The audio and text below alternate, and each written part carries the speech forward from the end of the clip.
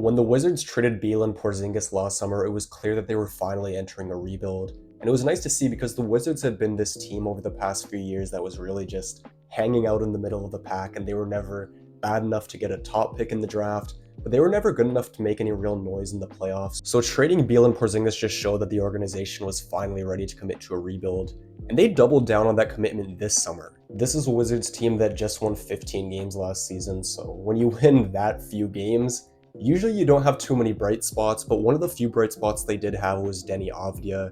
He's only 23 years old, and this past season he just really developed his all-around game. He shot a career high from three.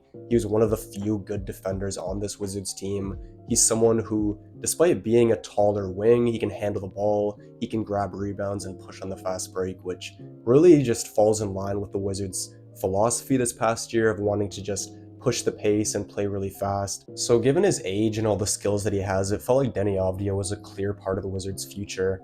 However, I will say that as good as Deni Avdija is, I don't see him as a future star. I see him more as a really good starter on a competing playoff team. The thought of giving him a really big contract may scare off the front office, so if he's coming off a career year, as I said, his value is at an all-time high, why not capitalize on that now instead of just waiting and waiting and waiting like some teams do, and then trading a player as their value's diminished a little bit, when you could just trade him now and get the best possible return you possibly could for him. And if you look at that trade that they made with the Blazers, well, I do like it for Portland. Washington got a lot in that trade. You got Malcolm Brogdon, who's a good veteran point guard. He's someone who you could maybe flip for some more assets. You got Bub Carrington, who's an exciting young guard. And then you got a future first-round pick later in this decade. You got two future second-round picks. And while the Blazers are hoping to probably be good by that point, the reality is they're in a rebuild right now, and who knows where they're going to be a few years from now. With all that being said, the focus for the Wizards this year is strictly going to be on player development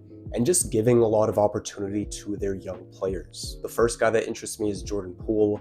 Obviously, we know the Wizards acquired him last season, and he had a pretty disappointing first season in Washington, to say the least. He was very inefficient. He was making a lot of questionable decisions offensively, and then defensively, we know that he's never really been that great on that end of the floor, but he did finish the season pretty strong, and I think it's worth mentioning that he found the most success of the season after the Wizards did that coaching change and fired Wes Unseld and brought in Brian Keefe. Brian Keefe is now the full-time head coach for the Wizards, and when he was coaching the team last year, he really gave Jordan Poole confidence. I think something that he did that was really important was he brought him off the bench during a portion of the year, and by doing that, Jordan Poole got more opportunity, his usage increased, and he was able to get some confidence back that I think he had lost earlier in the season. So then when he did get reinserted back into the starting lineup, he was able to still play at that same level that he was coming off the bench. Over the last 22 games of the season, he averaged 21 points, 6 assists, and he was pretty efficient from the field as well. I think the expectations for Jordan Poole in Washington were just way too high. So when he wasn't finding success, it was just really easy to badmouth him and pile on him and talk about how bad a player he was, talk about how bad his contract was. But we have to remember that Jordan Poole just turned 25 years old. He's far from a finished product. Most guys don't really hit their prime until they're 27, 28. So Jordan Poole is someone who will continue to grow over the next few seasons, and I think he'll start by bouncing back this year. Besides him, you have a few lottery picks who you took in recent years. You have Bilal Coulibaly, and then this year, you obviously have Alex Sarr and Bub Carrington, who you took 2nd and 14th overall. Now, Bilal Coulibaly was pretty raw as a rookie. He showed some defensive potential. He's got length. He showed an ability to hit some catch and shoot threes and get out in transition. But the question with him is, what is his role going forward? What is his potential? Is he just a role player? Is he maybe just a solid starter, complementary piece? Or is there more upside to him? Is there self-creation ability? Is there just this offensive upside that he just hasn't tapped into yet? I think that's something we'll get a clearer idea of this season. He'll have more opportunity, he'll get more touches, more shots, just higher usage overall. But at the very least, I do think Bilal Coulibaly has a good foundation, and I think he could still be a solid player, even if he doesn't reach his absolute highest potential. Then you have Bub Carrington, who, like Bilal Coulibaly, has a foundation that I like. In today's NBA, where there's just so much three-point shooting, guards are so important. It's important to have a guard that can handle the ball, play on the perimeter, and set up his teammates. And that's something that Bub Carrington showed at Pittsburgh, and he showed flashes of that in the Summer League as well. I do have some concerns about him just because he's not the greatest finisher, but even if he doesn't become a star in the NBA, I still think he's going to be a good player who's going to make an impact on a team, and that was just a really good pick for Washington. I like that they took him where they took him in the draft. Then there's Alex Sarr, who's gotten a lot of criticism for how he played in Summer League, and obviously he didn't play well. He had that game against Portland where he shot 0 for 15 and shot 0 for 7 from 3. But as we've seen in the past, there's been many good NBA players who struggled in Summer League, and many players who didn't really pan out in the NBA but just showed out in Summer League, so you can't put too much weight in that. But there are definitely a few things that we all saw in Summer League that we should be paying attention to in his rookie season. I think the main thing to watch with Alex Sarr this season is how he handles physicality.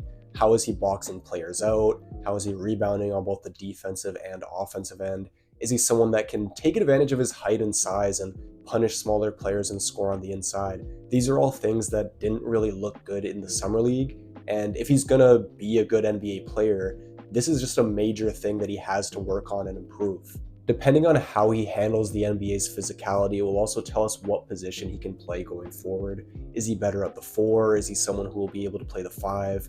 We've seen lots of bigs who can play the 5, but they prefer to play the 4. They're kind of better at that position.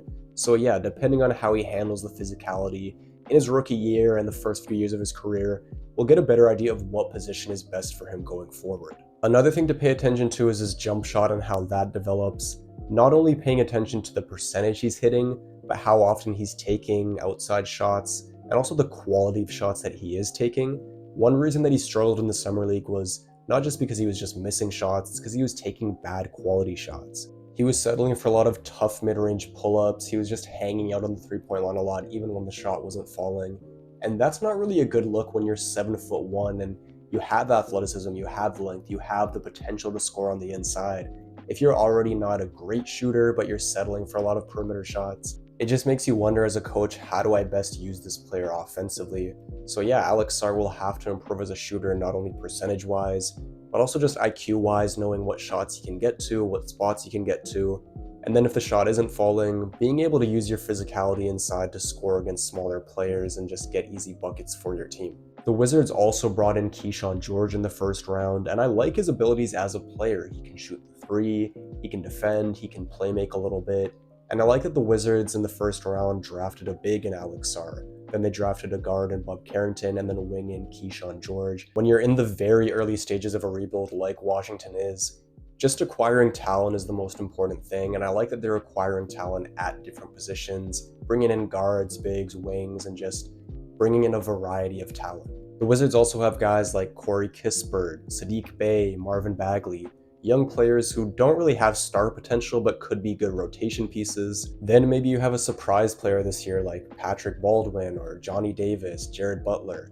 The thing with the Wizards is they're going to be bad, that's evident, but you just have to make do with what you have and see which guys make the most out of this added opportunity and carve out a role for themselves going forward. I think the Wizards have the right coach for this group too, and that's something that doesn't always get talked about. I watched Brian Keefe's press conference this summer, and something that he highlighted the importance of was building relationships with players and starting there. Too often there are coaches who just have really big egos, and that causes them to clash with players, and it just leads to overall distrust. I touched on it earlier, but Jordan Poole finished the year really strong, and while there's a ton of factors that could have led to that, it could have been Brian Keefe and what he did for his confidence down the stretch of the year. So while I don't think the Wizards are going to be good this year, I have them finishing last in the East. I like the direction that this organization is going in. I like that the front office is acquiring assets. They're just bringing in a lot of young talent. They have a good coach who seems to be good for young player development. And then, as I've touched on, they've just got a lot of young players who have potential. They're going to get a lot of opportunity this year to show what they're capable of. They also have veterans like Malcolm Brogdon or Jonas Valanciunas who they could trade for more assets at the deadline.